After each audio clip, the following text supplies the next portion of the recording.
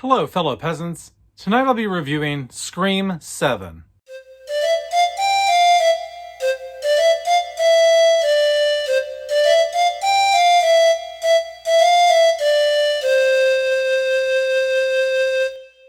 Alright guys, so I just got back from watching Scream 7. Me and my cousin went to go see it.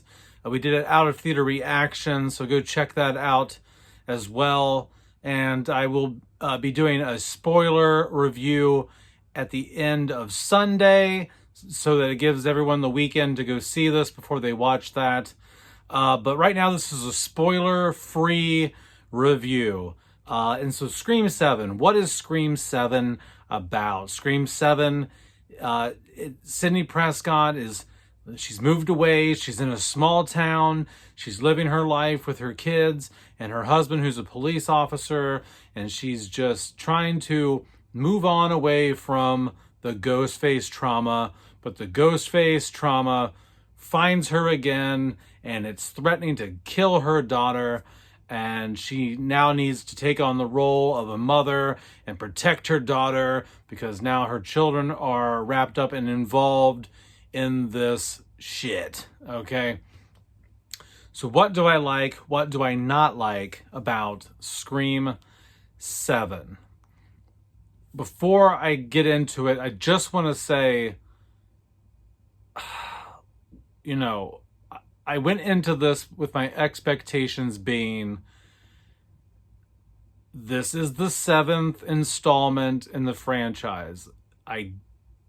I don't expect it to be as good as the first film, second film, third film. You know what I mean? Like, I had to go into this going, this is the 7th installment. There's not much left.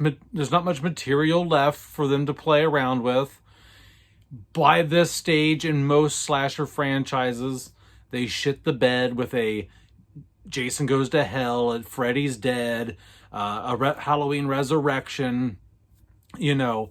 And up until now, Scream has been very consistent in terms of quality, continuity. But I always have left it, I went into this, watching this film, with it in the back of my mind. This could be it. This could be when the franchise shits the bed. This could be the Halloween Resurrection. Okay. But, so having said that, what I like about the film is I like the setting. This is the setting. This is the setup. This is the tone. This is the world that I wanted the 5th film to be. When they announced they were going to come out with Scream 2022, Scream 5, whatever you want to call it, I was like, how cool would it be if this was about Sydney and her family? Maybe it's in some sort of remote rural town. It's like maybe late fall, early winter, and Ghostface has come to this small town to kill her. She's got to protect her kids. Her husband's the cop. You know, all of this. And I got that. I got that in this film. This is the exact setting that I wanted for the film. And for the most part of the film, I got the tone that I wanted. So the tone is also something that I feel is very good here. For the 80% of the runtime, it feels like the first 2 to 3 films, in terms of cinematography, in terms of dialogue, in terms of pacing, the musical scores. The first 2 films especially have a very haunting, ghost-like score that gives Ghostface a sense of like dark, menacing presence. And that's really felt here. I think 4 also did it well, but that was missing, I believe, in 5 and 6. It just didn't feel as dark and gothic. Ghostface did feel very creepy and scary. There's just even the way that Ghostface moved. There was many times in this film where I felt that this could have been directed by Wes Craven. It had the vibes. It had the vibes of the first two films. Um, Cinematography wise, it's right up there with all the other Scream films. I do like the color palette here. It's a very beigey, desaturated almost. It's not a very colors don't pop. It's not like the first film or the first several films. The color grading here is very subdued, but it's very fall-like. There's a lot of amber colors, beiges. It's very like very fall looking, very and I really like that color grading they've done here. The opening act, the opening scene. Okay, the Screams are known for their opening scenes. I don't know. I can't say right off the top. I can't do a ranking right now of the opening scenes out of all seven films. But I will say I do think the opening scene in this is better than the opening in 6 and 5. And I'd probably even say I think I enjoyed it more than the opening scene in 4. So I would probably rank this the fourth best opening scene, because I love the Scream 1's opening scene is obviously the best. Then I go Scream 2, then Scream 3, and then I would put this as the fourth best opening scene in the franchise, honestly. I liked it because it just opens up at Stu's house. It's an Airbnb.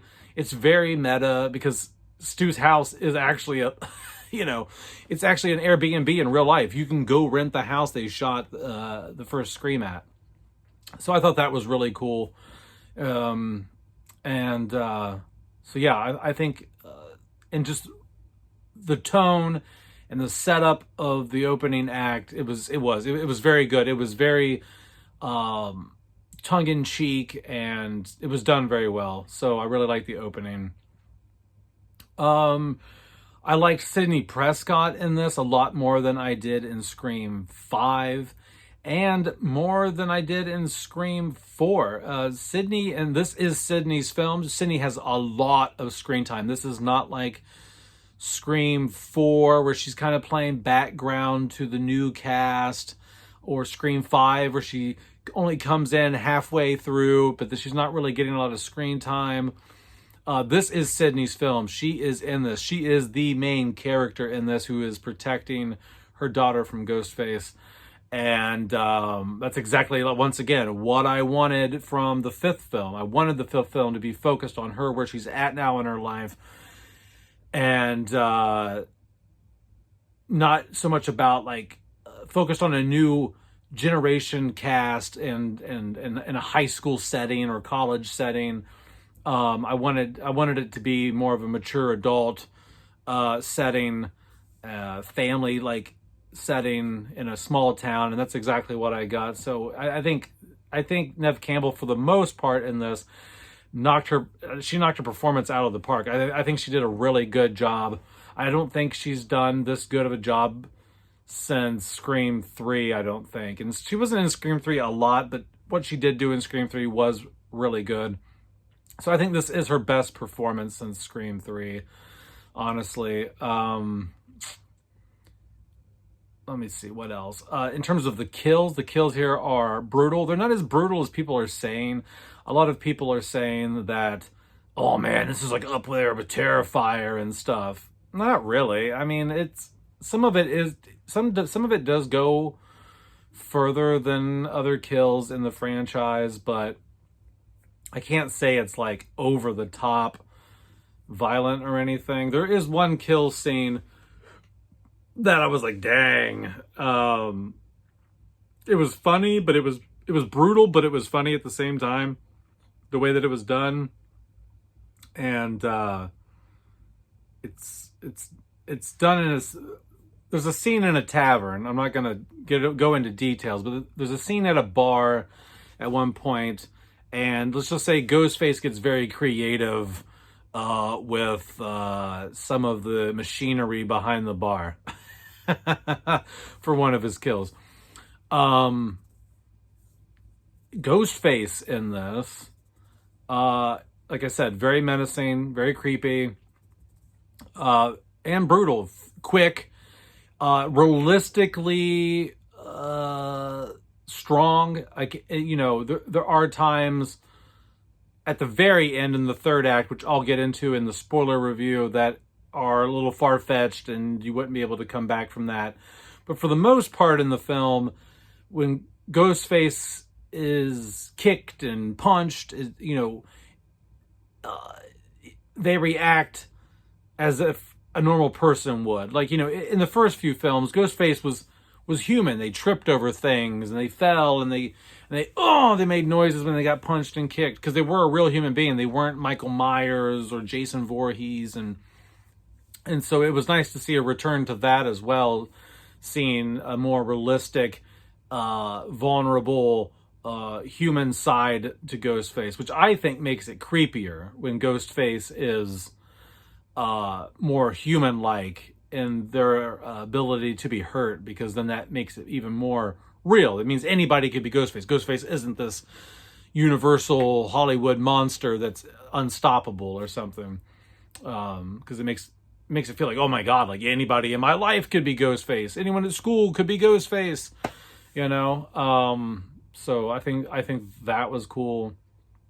I think the writing, the dialogue in the film was good for the most part. There were moments that were cheesy, of course. I think all of the Scream films, even the first few that I really love, have moments where I'm like, I don't know about that. That's a little cheesy. But yeah, I think it's about all I liked, really. The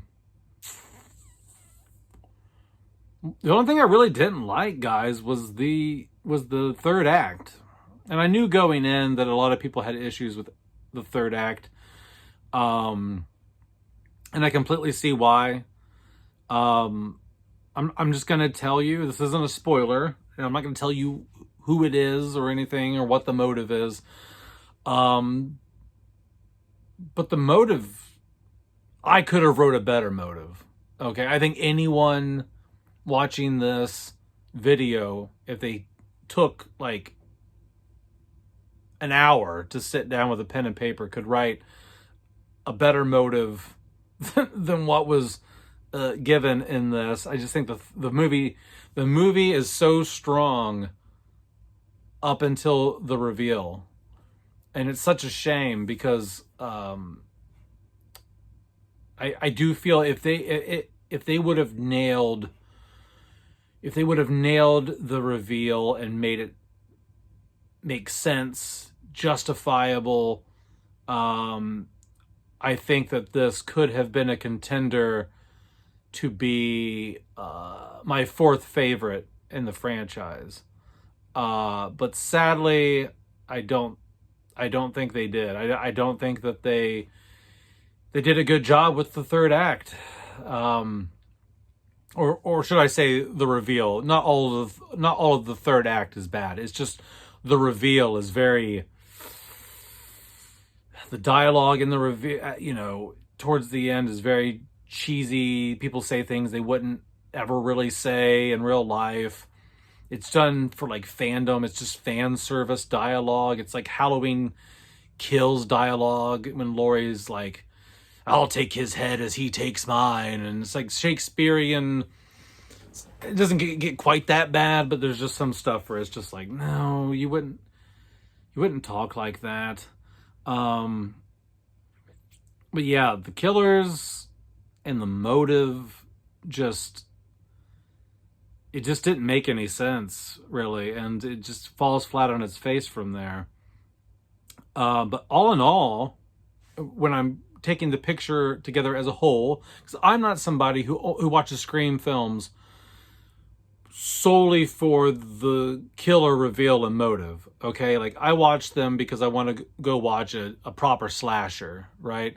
It's not really all about the killer reveal. Like, even back in the day when I was watching the originals, I just wanted to watch a good scary movie. Like, it wasn't so much about like the whodunit aspect and the Scooby-Doo killer reveal part of it. Yeah, that's fun, and that is part of the Scream film DNA, but it's not the end all be all. It doesn't make or break the film for me.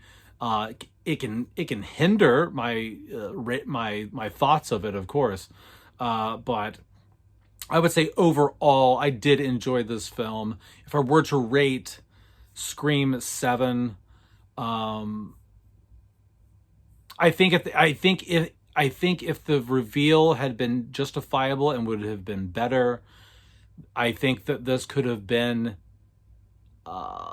Let's just compare it with. I think Scream as a horror film is a 10 out of 10. Right, the original Scream is like a 10 out of 10. The second film's a 10 out of 10. Scream 3 is probably like a 8.5 out of 10 to me, in terms of horror films and slashers. I would probably put Scream 7 as a, because of the way that it ended, I would give it a 7 out of 10. I would give it a 7 out of 10. It could have been higher. Like, if the reveal would have been as good as the rest of the film, right? If it had kept that consistency and that quality, this could have been like an 8.5 out of 10. 8.5 out of 10 for me. But it's not. So, but yeah, I can't remember where I was going with that. But anyway, I enjoyed the movie for the most part. It doesn't deserve all the hate that it's getting online. Some people are saying this is the worst movie ever in the history of movies. This is the worst in the franchise. I like this more than 5 and 6. I do. I like it more than 5 and 6. I can't say I like it more than 4 quite yet.